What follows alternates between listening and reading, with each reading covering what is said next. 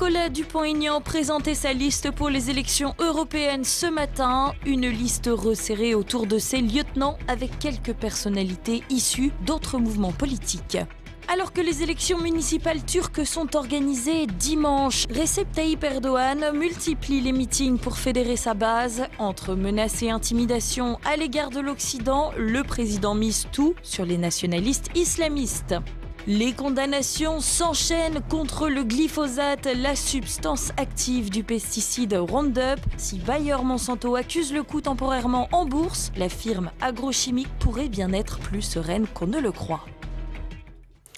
Madame, Monsieur, bonsoir. Nicolas Dupont-Aignan présente sa liste pour les européennes. Le président de Debout la France, tête de liste, sera accompagné de plusieurs fidèles et de quelques personnalités issues d'autres rangs. Une liste qui fait aussi quelques déçus. Élise Blaise. J'ai présenté ce matin les 23 premiers de la liste des amoureux de la France.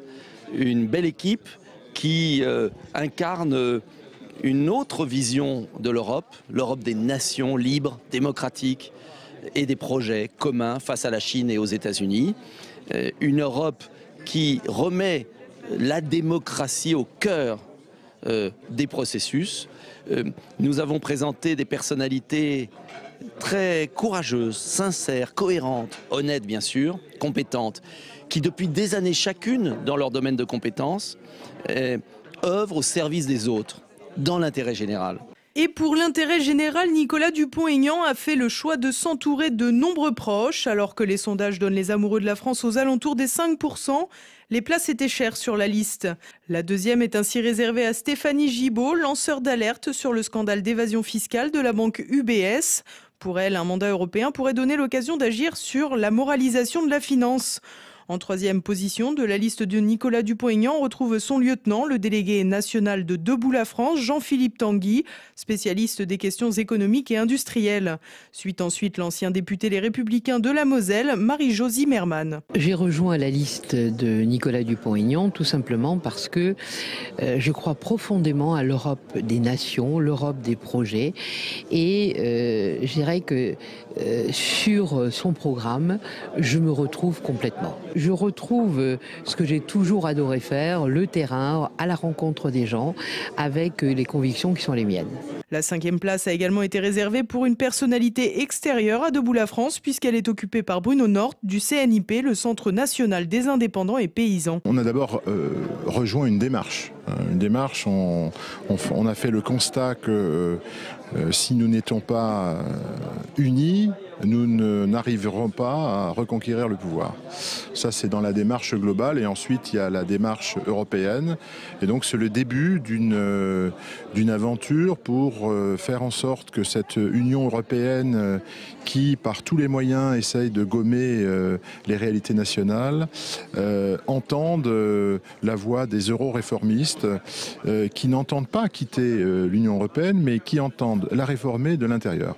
Autre ralliement de poids, celui d'un gilet jaune, puisque Benjamin Cauchy, figure importante du mouvement dans la région de Toulouse, occupe la 9e position. J'ai décidé de m'associer à la liste des amoureux de la France, tout simplement par cohérence, par conviction, et parce que je suis persuadé que les revendications que je porte depuis le 17 novembre avec les Gilets jaunes ont un écho et une cohérence avec la ligne politique que défend Nicolas Dupont-Aignan depuis de nombreuses années. Des profils variés auxquels s'ajoute une ancienne élue Front National, Florence Italiani, en numéro 12. Les candidats ont donc prévu de rejoindre le groupe ECR au Parlement européen, les conservateurs et réformistes européens, avec lesquels Nicolas Dupont-Aignan a déjà scellé des alliances. Pour les candidats des amoureux de la France, en tout cas, les combats à mener ne manquent pas. Une fois que nous serons élus au Parlement européen, eh bien dans un groupe avec nos 24 partenaires, nous serons en capacité d'avoir une majorité de blocage pour faire changer les choses au sein de l'Union européenne, pour casser cette spirale d'austérité.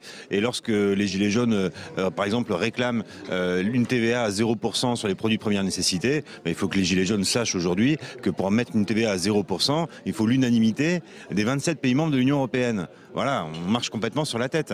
Ce qu'on souhaite aussi, c'est des véritables projets industriels. Et les Gilets jaunes, qu'est-ce qu'on demande? On demande simplement de travailler et de vivre dignement de notre travail. L'Europe a été capable de légiférer sur la courbure du concombre et de la banane, et elle n'a pas été capable de légiférer sur la finance, c'est-à-dire sur cette justice sociale, sur cette justice fiscale. On est toujours avec 2 poids 2 mesures. Il est vraiment temps maintenant d'avoir des gens qui puissent négocier directement, se prendre les banques en face et de dire c'est terminé. Donc aujourd'hui, on est sur le cœur du réacteur nucléaire avec les élections européennes, puisqu'on sait que 200 millions sont dépensés par les banques en lobbying auprès des parlementaires. On sait qu'il y a ces paradis fiscaux au sein de l'Europe qui là sont mon combat depuis 12 ans, où on a une liste de pays, je ne sais pas où la faire, mais enfin qui est quand même ultra connue, avec des commissaires européens, ex-ministres des Finances qui disent qu'il n'y a pas de paradis fiscaux en Europe et qui jouent avec les mots. Vous voyez, on ne parle plus d'évasion fiscale, on parle d'optimisation fiscale. Et tout ça, il y en a un petit peu marre. Je vais sans aucun doute beaucoup m'investir sur le droit des femmes parce que j'ai fait ça en France et je crois qu'au niveau de l'Union européenne, il y a encore beaucoup de travail à faire. Une liste qui donne donc un nouvel élan, mais qui en coupe certains autres. En effet, alors que beaucoup attendaient en bonne place le président du parti chrétien-démocrate Jean-Frédéric Poisson, il n'apparaît pas sur la liste, à l'instar des anciens députés européens du Rassemblement national Sylvie Gaudin et Bernard Monod, qui avaient pourtant rejoint Nicolas Dupont-Aignan. Si ces derniers n'ont pour l'heure pas réagi, Jean-Frédéric Poisson, de son côté, ne cache pas sa déception. Monsieur Dupont-Aignan est incapable de tenir un accord politique puisqu'il m'avait confirmé que nous étions d'accord sur ma présence en 5e position sur la liste des amoureux de la France. Cette confirmation s'est faite par écrit, de messages dont j'ai gardé les traces. Et donc, je constate que Monsieur Dupont-Aignan n'est pas digne de confiance. Il a préféré donner un coup de barre à gauche à sa liste en évacuant tout ce qui pouvait de près ou de loin représenter les courants conservateurs ou socio-chrétiens dont nous faisons partie. Je suis sûr même que les électeurs d'abord s'en rendront compte et qu'ils en tireront les conséquences qu'ils doivent en tirer. Et au moment où nous parlons, je n'exclus aucune hypothèse. De son côté, Nicolas Dupont-Aignan tente de passer au-delà des déceptions que les annonces ont pu provoquer. Ils ne sont pas sur la liste, je ne veux pas revenir là-dessus. Nous avons une liste avec le CNIP de Bruno Nord, avec des personnalités qui viennent des Républicains comme Marie-Jo Zimmermann, du Front National comme Madame Italiani, des gens de Debout la France, de la société civile. Donc voilà, on ne va pas revenir sur le passé. Erdogan mise tout sur la provocation. À quelques jours des élections municipales en Turquie, le président mène une campagne tambour battant. En pleine période de récession économique, celui qui se rêve en calife ne recule devant rien pour redorer son blason. Élise Blaise. Menaces et victimisation, tels sont les maîtres mots de Recep Tayyip Erdogan pour porter sa campagne électorale. Alors que la Turquie subit un revers économique, le président mise tout sur sa base conservatrice pour faire gagner son parti, l'AKP, aux prochaines élections municipales. Renommée l'ancienne basilique Sainte-Sophie d'Istanbul en mosquée Sainte-Sophie, menace à l'égard des Néo-Zélandais et Australiens après l'attaque terroriste dans 2 mosquées de Christchurch, Erdogan fait feu de tout bois. Après une logistique impressionnante, les meetings du président ont envahi plusieurs villes du pays à grand renfort de chants patriotiques.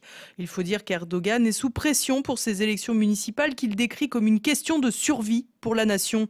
Pour la Turquie, pas sûr, mais pour son parti de la justice et du développement, l'AKP, c'est probable. Avec une situation économique difficile où les Turcs voient leur pouvoir d'achat fondre comme neige au soleil, le président craint de voir tomber plusieurs grandes villes aux mains de l'opposition. Istanbul est d'ailleurs au cœur de ses préoccupations. Erdogan est originaire de la capitale dont il a été élu maire en 1994. La ville est en effet le symbole de son ascension fulgurante à la tête du pays et une défaite pourrait bien égratigner son image en profondeur. Erdogan semble donc prêt à tout pour l'éviter, comme en témoignent ses attaques incessantes à l'égard de l'Occident. Mais comme nous le rappelle le géopolitologue Alexandre Delval, la stratégie a déjà fait ses preuves. L'outrance islamiste et nationaliste, c'est un bon mélange électoralement, parce que c'est un mélange qui paye. Depuis qu'il a réconcilié ultranationalisme et islamisme radical, ce qui était très opposé avant en Turquie, il a réussi à concocter une alliance étonnante, impossible il y a encore 20 ans, avec le MHP, qui est l'extrême droite turque, à côté de laquelle l'extrême droite européenne sont des rigolos. Pour ce qui est de l'outrance, ça a marché, on l'a vu depuis 2014. En 2013, il y a eu des manifestations au parc de Gezi qui avaient été très impressionnantes. On avait cru que son pouvoir était chancelant et il avait tapé sur les minorités, notamment sur les Kurdes et sur les Occidentaux, les Arméniens et les sionistes. Il est monté dans les sondages. Donc, se dit c'est une méthode qui paye, l'ultranationalisme mélangé à l'islamisme et l'outrance. Et donc il se dit on va continuer, cette fois-ci on a un nouveau bouc émissaire, c'est l'Occident, c'est les Néo-Zélandais et les Australiens, c'est la fameuse bataille d'Ardanelles, ils vont retourner dans les cercueils comme la dernière fois, et donc il réveille une véritable paranoïa qui remonte aux années 1920 lorsqu'il y avait eu un traité de Sèvres, lorsque les Européens avaient voulu créer un Kurdistan sur les ruines de l'Empire ottoman, et il réveille tout le temps ce traumatisme à chaque fois qu'il a le moindre prétexte. Voilà, c'était dans ce cadre-là qu'il essaie de récupérer des voix, de faire le plein des nationalistes et des islamistes. Consolider sa base donc pour contrebalancer les effets négatifs des sanctions américaines sur l'économie turque. En effet, depuis plusieurs mois, le pays subit une phase de récession et Erdogan redoute d'en faire les frais. Pour autant, selon Alexandre Delval, la chute d'Erdogan n'est pas pour demain. J'ai bien peur qu'à part son cancer, il n'y a pas grand-chose qui puisse arrêter Erdogan. On a pas mal de statistiques. Aujourd'hui, les masses turques sunnites, je dis bien turcs sunnites, donc qui ne sont ni alévis ni kurdes, qui sont donc sunnites de religion et turcophones, massivement ils aiment Erdogan et seule une partie d'entre eux, très minoritaire de Izmir, Istanbul, adhère encore au kémalisme ou à la gauche progressiste. C'est une petite minorité, mais les masses, globalement, elles restent quand même relativement favorables à Erdogan. Il va baisser un petit peu, mais il restera vainqueur. Rien ne fait le poids au parti d'Erdogan aujourd'hui en Turquie, d'autant que la liberté de la presse est totalement inexistante. Tous les journaux kémalistes ont été rachetés de force ou recomposés au niveau du conseil d'administration par des proches et des oligarques d'Erdogan. Je ne vois pas en quoi il pourrait perdre. Donc il va légèrement baisser peut-être par rapport aux dernières élections comparables, mais il est à mon avis impossible qu'il perde ces élections, et je pense que seul son cancer ou la vieillesse l'emportera, mais on n'a jamais vu quelqu'un d'aussi puissant depuis Atatürk. Je ne vois pas du tout une puissance en face qui puisse le contrecarrer. La firme Bayer-Monsanto a plus d'un tour dans son sac. Alors que les condamnations s'enchaînent pour le groupe Bayer-Monsanto, les jours du glyphosate, la substance principale contenue dans le pesticide Roundup semble compter. Mais l'interdiction pourrait contre toute attente faire les affaires du groupe agro-industriel. Une victoire contre le glyphosate, pas contre les pesticides. Mercredi, le groupe Monsanto, qui a été racheté par Bayer en 2018, a été reconnu coupable de négligence par un jury fédéral américain et condamné à verser près de 81 millions de dollars à un retraité souffrant d'un cancer qu'il attribue au Roundup, le célèbre désherbant du groupe. Un nouveau coup porté au géant de l'agrochimie Bayer-Monsanto. En août 2018, la filiale américaine de Bayer avait été condamnée à verser 289 millions de dollars à un ancien jardinier américain, Dwayne Johnson, qui avait accusé le Roundup d'être à l'origine de son cancer incurable. Une amende record dont les dommages et intérêts ont depuis été ramenés à 78 millions de dollars. Ainsi, ces procès devraient servir d'exemple alors que le Roundup fait l'objet de 11 200 actions en justice, rien qu'aux États-Unis. Mais si le titre Bayer a plongé en bourse de plus de 10% la semaine dernière, le groupe Bayer-Monsanto a plus d'un tour dans son sac, car le brevet du glyphosate, désormais presque unanimement décrié, est tombé dans le domaine public. Il n'est donc plus une exclusivité du groupe germano-américain. Des génériques ont donc fleuri sur le marché au point que les produits Monsanto n'étaient plus aussi rentables. Depuis, le géant de l'agrochimie a investi plus d'1 milliard de dollars pour mettre au point des semences tolérantes au dicamba, une nouvelle substance destinée à remplacer le glyphosate. Une bonne nouvelle pour Bayer-Monsanto, une moins bonne nouvelle pour l'écosystème. En effet, le dicamba est estimé entre 75 et 400 fois plus dangereux que le glyphosate pour les plantes environnantes et les insectes. Cet herbicide inquiète d'autant plus les associations que celui-ci a la propriété de se revaporiser après épandage. De cette manière, le dicamba peut contaminer plusieurs hectares de végétation à cause d'un simple coup de vent. Une pierre de coups pour Monsanto puisque l'usage du dicamba était interdit aux États-Unis jusqu'à l'arrivée en 2017 de Vaporgrip, une technologie technologie brevetée également développée par Monsanto, permettant de limiter les effets volatiles de la substance. Mais le Vaporgrip a surtout permis l'obtention des autorisations de commercialisation des nouvelles semences résistantes au dicamba, dont la nouvelle gamme de produits a été lancée l'année dernière. Une stratégie qui rappelle sans mal le Mont 810, le maïs OGM de la marque conçue pour résister à ses propres pesticides. À croire que la disparition possible du glyphosate inquiète davantage les concurrents que Bayer Monsanto lui-même. Et on passe à présent à l'actualité en bref avec Floriane Janin.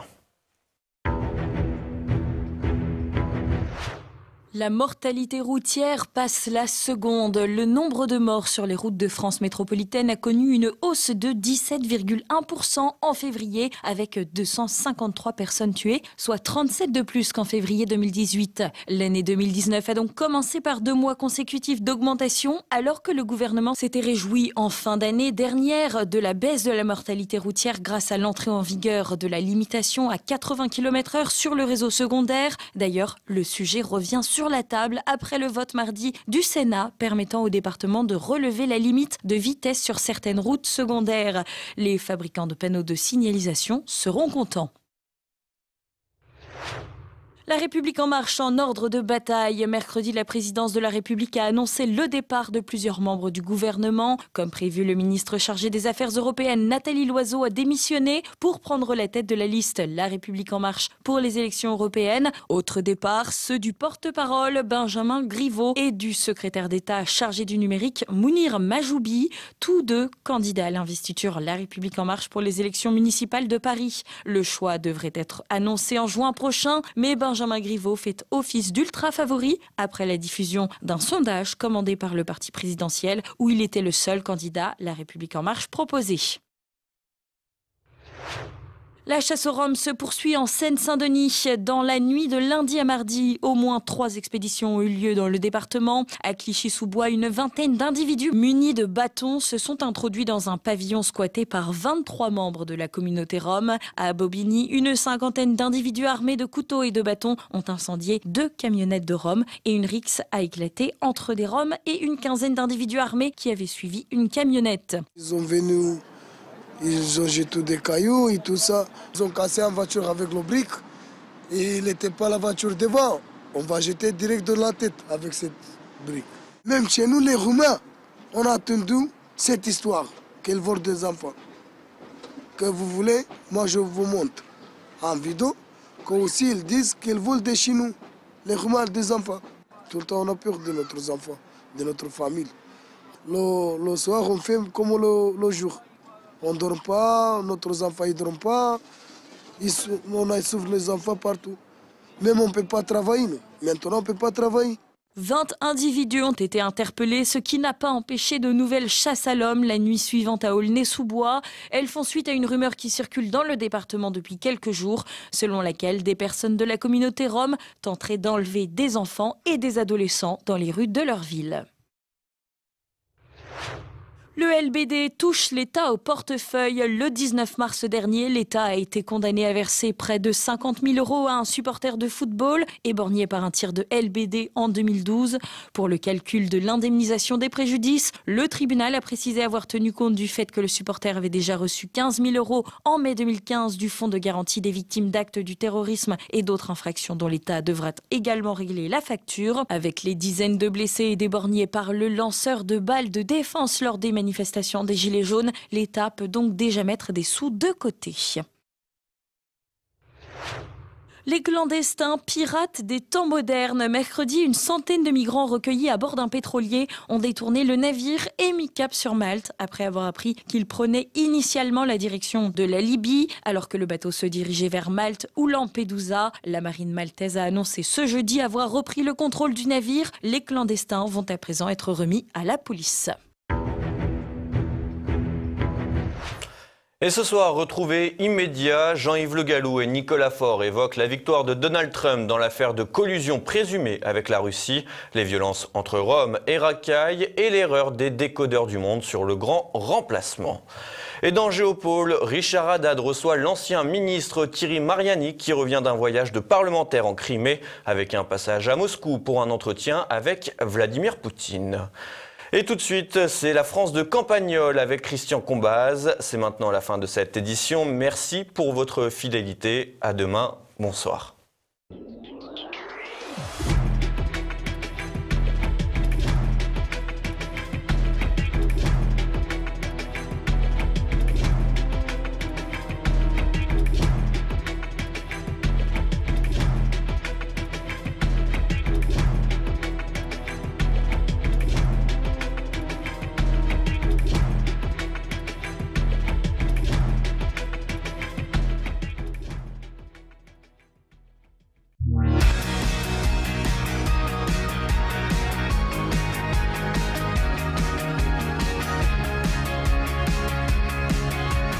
J'ai déjà dit, je crois, que notre seul abonné au Monde dans le village, au journal Le Monde, fonctionnait sous le régime de la pensée obligatoire, mais nous venons d'en avoir l'illustration puisque sa pravda personnelle là, était ouverte l'autre jour à la page exacte dont il s'inspirait pour faire la leçon à une fille de passage, à une future candidate au bac, qui se plaignait du dispositif grotesque mis en place par le gouvernement sur Internet pour tenir compte des préférences des futurs étudiants. Elle disait que le programme sur Internet, qui mettait en rapport les vœux et les places disponibles, était à peu près aussi rusé qu'un robot aspirateur qui rôde sur le tapis avec des petites roulettes et des capteurs.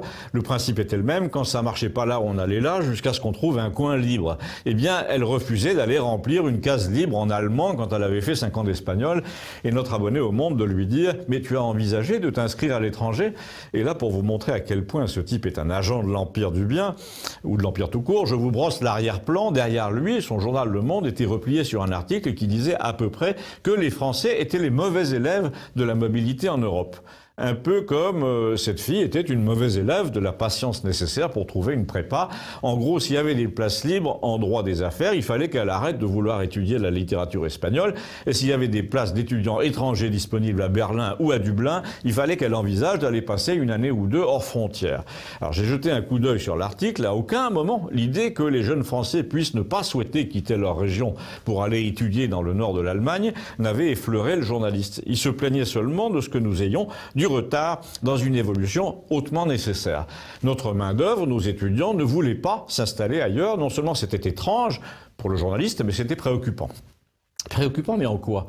Là, je saute quand même quelques étapes dans la conversation qui nous a opposés avec le type et je suis intervenu pour dire à l'abonné au Monde, je me demande en quoi le fait d'aller passer 2 ans en Irlande est préférable à celui de vouloir rester chez soi, mais tu vas sûrement nous l'expliquer. Eh ben, on apprend l'autre langue, on voit d'autres gens, me dit-il. À quoi cette fille-là, qui était là, a répondu qu'elle ne bougerait pas de toute façon, car elle avait une relation très forte avec sa grand-mère, qui était très malade, et que même elle sauterait une année à la fac s'il fallait s'occuper d'elle. Alors s'installer au nord de l'Allemagne, encore moins, non merci. Là, il y a eu un silence, parce que l'argument de la grand-mère était quand même assez fort pour s'installer au comptoir entre nous, mais j'avoue que j'ai profité de la situation pour pousser dans ses retranchements notre lecteur du Monde et pour dire, bon, oublions le cas d'Aurélie, la fille s'appelait Aurélie. Ce que je voudrais là, c'est que tu me dises pourquoi ton journal n'évoque pas un instant une explication parmi d'autres à l'absence de mobilité des Français, une explication à laquelle tout le monde songe en premier, mais à laquelle lui, le journal, ne songe pas, ne veut pas songer, dont il ne veut même pas entendre parler, pas plus que ton Macron là. Ah oui, et laquelle, m'a-t-il dit, eh ben, que les Français, par exemple, se sentent bien chez eux et qu'apparemment ils ont raison puisque tout le monde veut s'y installer. Ils sont quand même libres de préférer rester chez eux ou alors, dans les 10 prochaines années, Macron va instaurer le stage obligatoire à l'étranger. Et l'autre me répond, ce serait pas plus mal. Alors là, vous vous dites, calmons-nous. Ce gars n'a pas choisi d'être aussi crétin, c'est dans ses gènes. Il nous dessine là une humanité faite d'étudiants Erasmus qui lisent tous Télérama. On va gagner des bons points si on a vécu 2 ans à l'étranger. On aura des allocations si on consent à un mariage mixte. On aura des passe-droits si on parle plusieurs langues. Le latin et le grec ancien ne comptant pour rien. On peut même prévoir que si on parle latin et grec, on va perdre des points. Alors là, vous dites à votre béni oui-oui, là, du Monde, je ne vais pas me disputer avec toi par égard pour Aurélie. La seule chose qu'elle voit, c'est un robot qui lui dit prière d'effectuer un autre choix, comme devant une machine à café quand il n'y a plus de lait en poudre. Alors qu'il s'agit de son avenir, de sa vocation. Je ne sais pas si tu vois la différence. Et l'autre de répondre, quand on a une vraie vocation, on trouve toujours à la satisfaire. Et là, il y a un type qui passait au moment de sortir et qui a dit, par exemple, toi, ta vocation, c'était casse-couille, on peut dire que tu as réussi. Difficile de trouver une meilleure conclusion, n'est-ce pas? Mais il est facile, en revanche, de faire circuler ce petit sujet. On le retrouve sur Campagnol TVL. Merci.